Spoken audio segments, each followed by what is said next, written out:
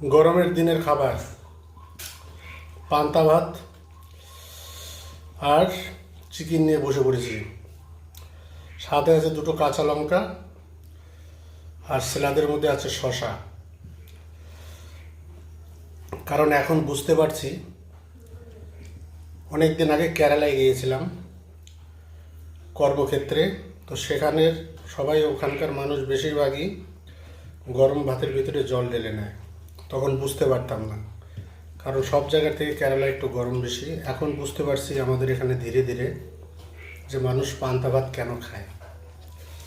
আগে জানতাম মানুষ শখে খায়, এখন এত গরম পড়া শুরু হয়ে গেছে। আমাদের শিলিগুড়ির ওয়েদার আর আগের মতো নেই, চেঞ্জ হয়ে গেছে।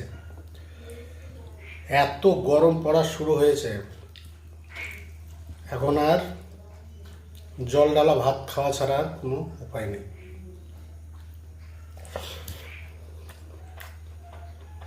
কাঁচা লঙ্কা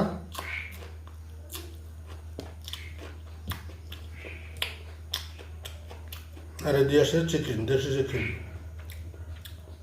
রান্না হয়েছিল, নিয়ে বসে পড়লাম।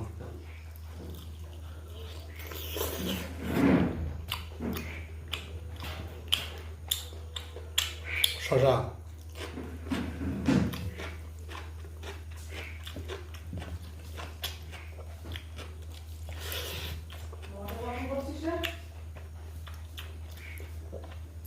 এটা হলো হজমি।